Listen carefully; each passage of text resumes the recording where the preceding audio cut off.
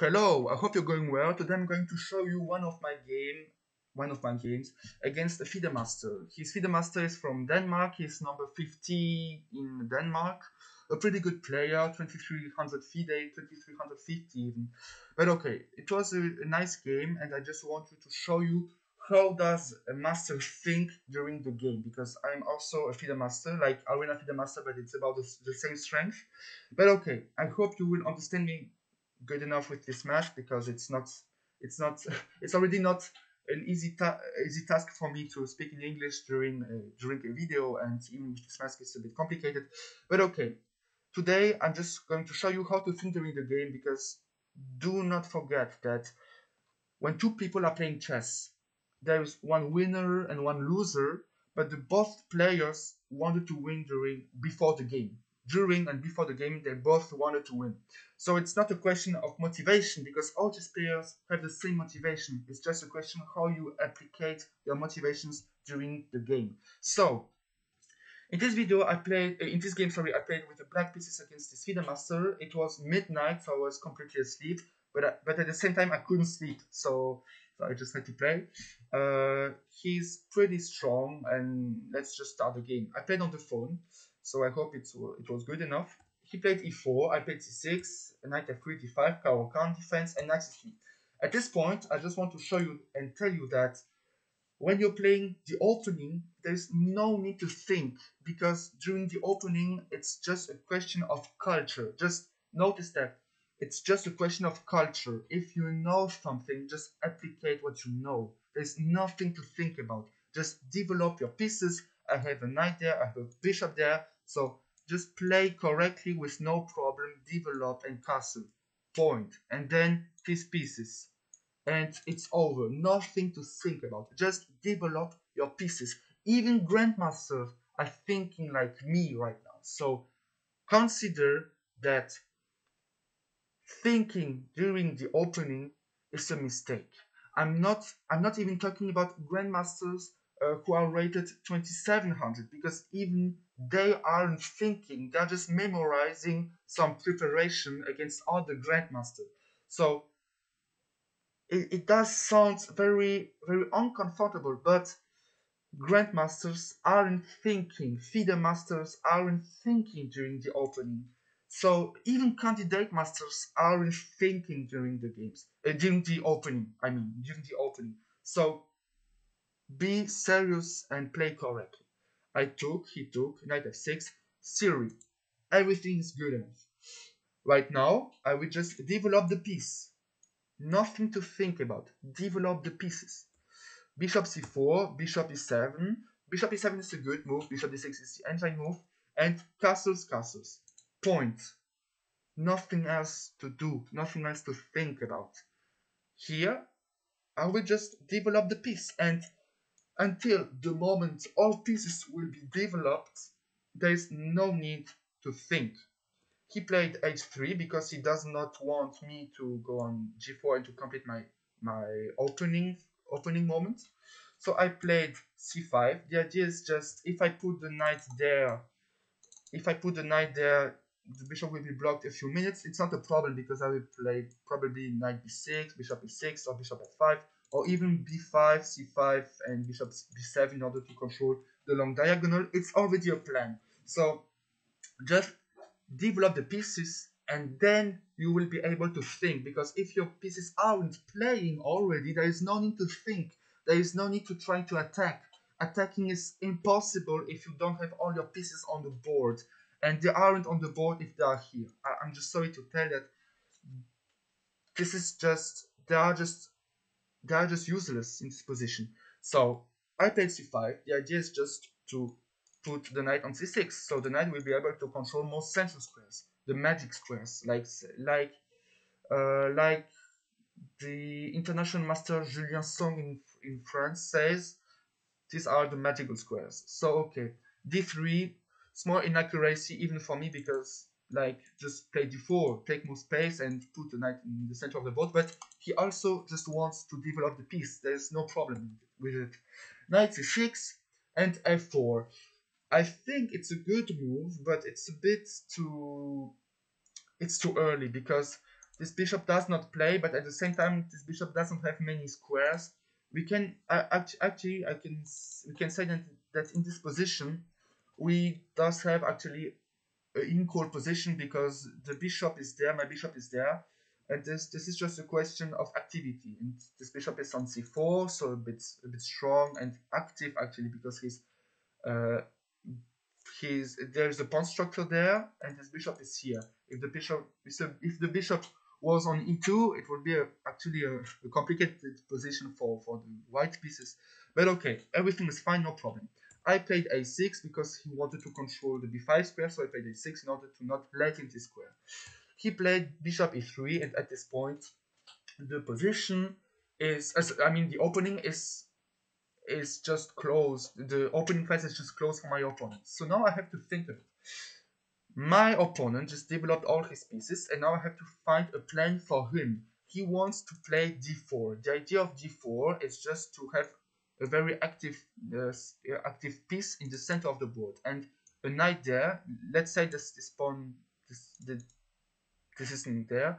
A knight here is very strong because it's controlling f5, e6, c6, b5. So you see, this knight goes forward. So I cannot let him this. I played queen c7. Why didn't I have played bishop f5? Just because if bishop f5, I think that d4 is already a good move. I don't want to trade everything, even though it's a Caro-Kann defense. I can actually trade and the position is fine, c3, bishop e6, and we will have a nice game. Probably in equal position. But I didn't want this. This is actually a good move, there's no problem. But I decided to develop another pieces and to give some, how can I say it, to complicate the position. I played queen c7 with the idea that I don't want him to control the black squares here. And if he plays d4, I would be able to attack the bishop on c4. I will put the feedbacks back. It's the best move. But okay, so he cannot play d4, and my next plan or my next move is going to be bishop f5, and the position will be good.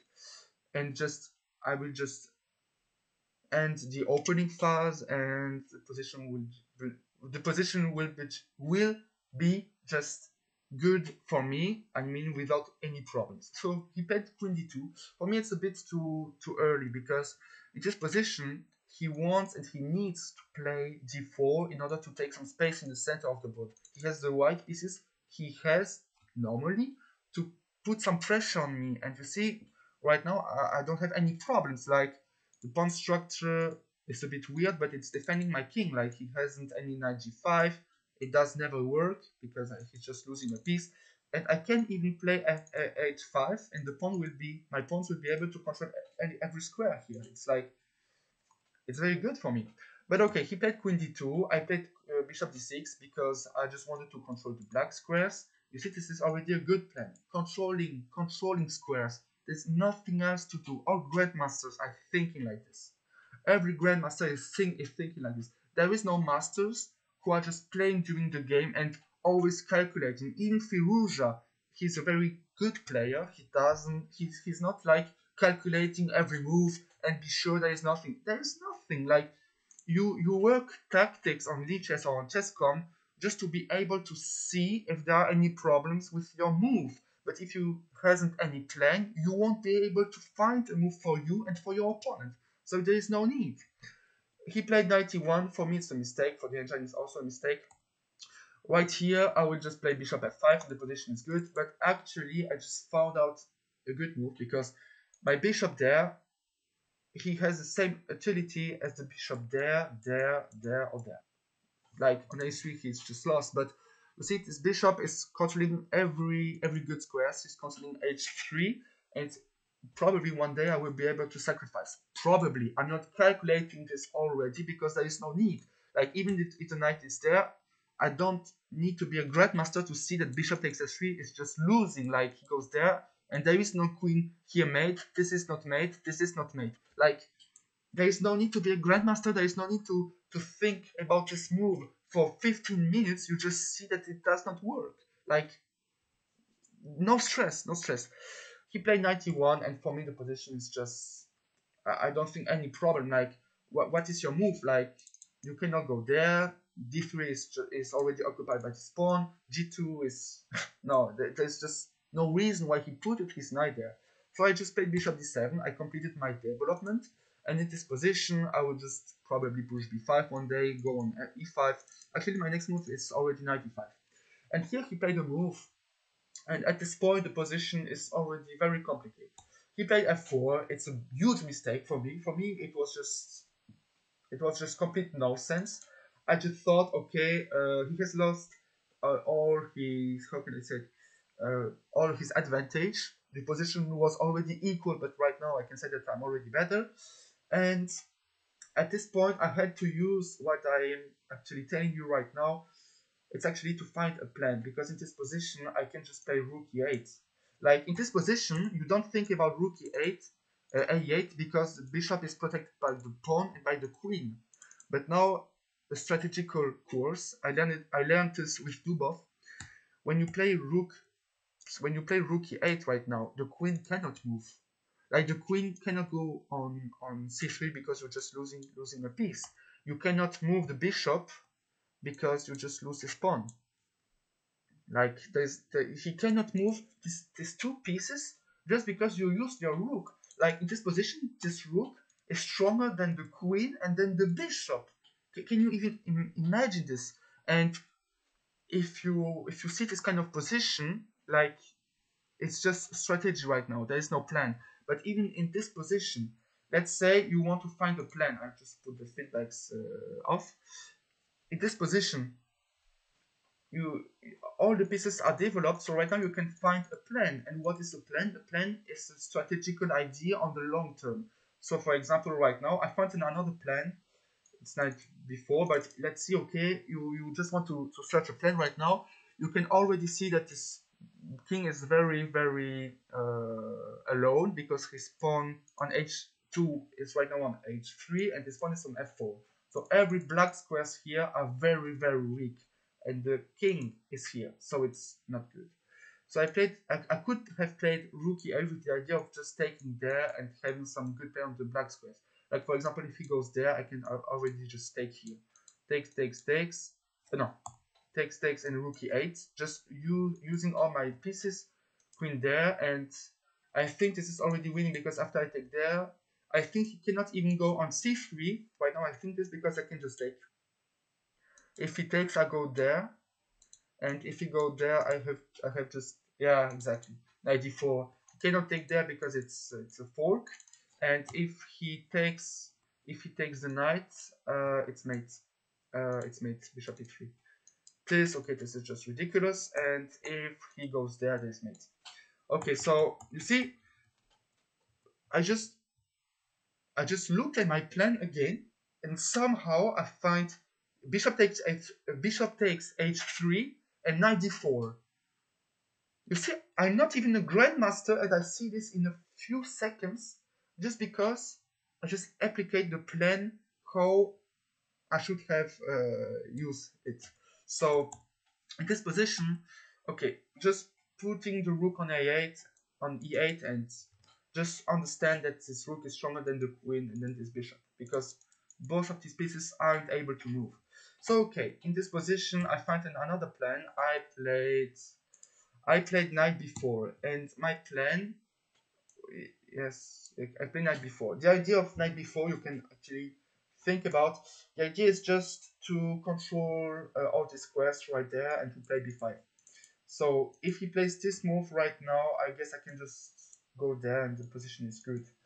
And if you don't know which rook you have to use, just think about, if you use this rook, the f rook, it does mean for you that the game will go on the queen side of the board, because if you go there, for example, it means you want to play rook b8 or rook c8 or rook d8. But if you go there, for you, it does actually mean that the game will go on this side of the board. So nothing else to talk about. So okay, on the night before he played knight f3, and here I just missed something very good. Actually, I could have played this move right now. I don't know why I didn't play this. I'm already winning a tempo, because after takes there is a fork. But if you defend your bishop right there, I can just take here, and this is losing because if queen takes again the same fork, and if you take there with the rook, just bishop takes f4, and this is just losing completely. If you go there, I can just take. You cannot take this because fork, and if you take with the rook, no. If you go there, exactly, I can just I think I can even just go there, and the position is just losing. Oh what? Oh no, it's just winning a pawn, I guess. I do not find something else, but because I'm not searching, but I think it's the best move. Yeah, it's the best move. So you see, just I have a plan. I play my plan, and I'm already winning against a feeder master, number 50 in Denmark. It's incredible. So okay, I played knight b4, he played knight f3, and I just played b5. Yeah, it's a missed win. Yeah, I can agree with that. It's a missed win. Okay, he took, I took, and he goes there. And right now, I found a plan which is not good. It's not the best plan in this position.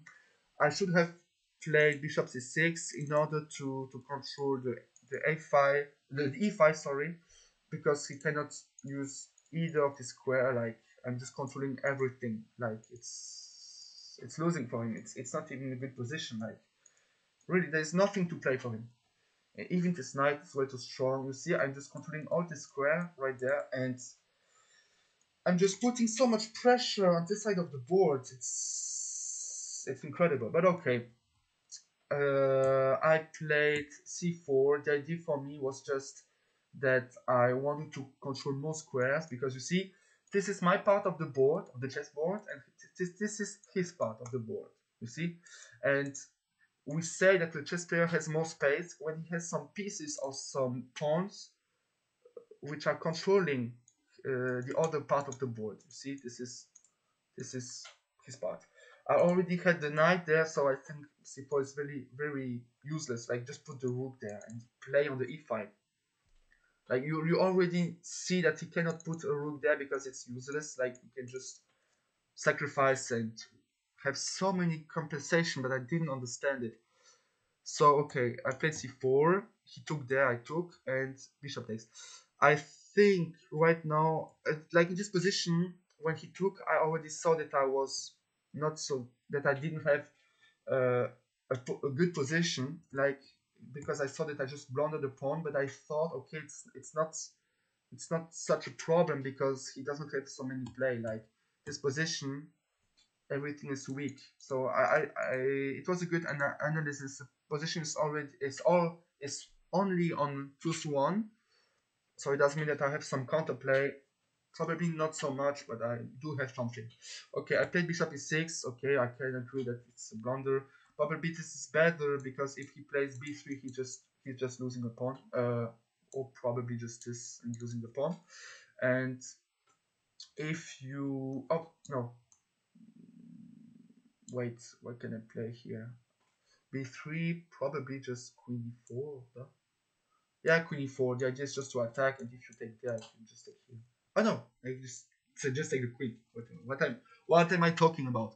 But okay, and if he plays c3, I have just d3 square, and the position is already equal. Like he cannot move anything. The rook is coming here or there. Probably h6 in order not to get mated. But okay, this is just a small detail. But okay, I played bishop e6, c3, knight c2, bishop c4, c5, sorry, and g6. Okay, at this point, I think I'm just losing. Again, it was midnight, and when you have a worst position, for me the position was just worst. I didn't think correctly because it was just a question of emotion right now, of feelings. I mean, of feelings because yeah, the position is a bit worse. I don't want to get mated, so h6 is actually the only move because you're controlling everything correctly. All the squares are correctly protected. Just no problem, no problem. But okay, I play g6, and when I play g6, I already understood. Oh shit, this pawn is too weak. So probably f5 is a good move. He played knight d4.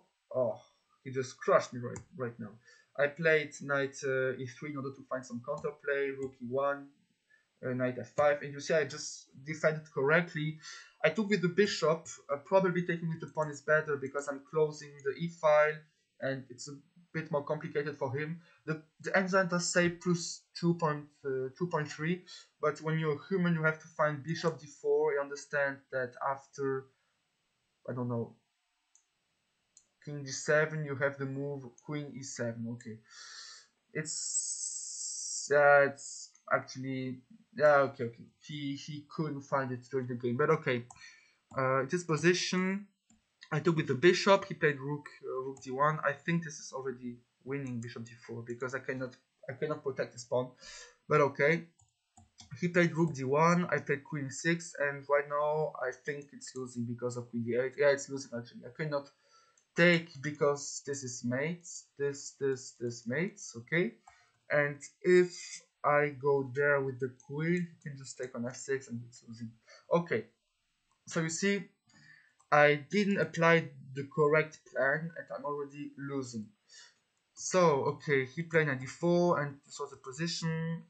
He traded, and at this point I thought, okay, if I can trade the rooks, the position will be equal, but it's not a good position for me because he's one pawn off. Okay, we have opposite color bishops, but it's nothing.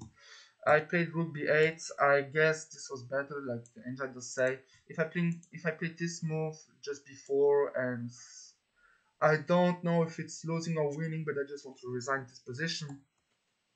Okay, I played rook b8. I guess that if he takes the pawn, like here, I will just be able to block a bit, and probably I'm going to survive, or probably not. I cannot. I, I don't know. I don't know. But okay, he played before, so okay, I played f5. The idea is just to keep this pawn alive. Even though I'm giving away the black squares, I have the light square, the light square. So it's a tough position. And you see, we do. No, wait, we have 1 minute and 7 seconds both. Okay, I have a bit more time, but it's nothing. Bishop f6, h6. Now it's just the end of the game, and he just blundered there. Think I think probably g4 was even possible, or h4 with the idea of playing h5 and just taking some space and destroying my pawn structure.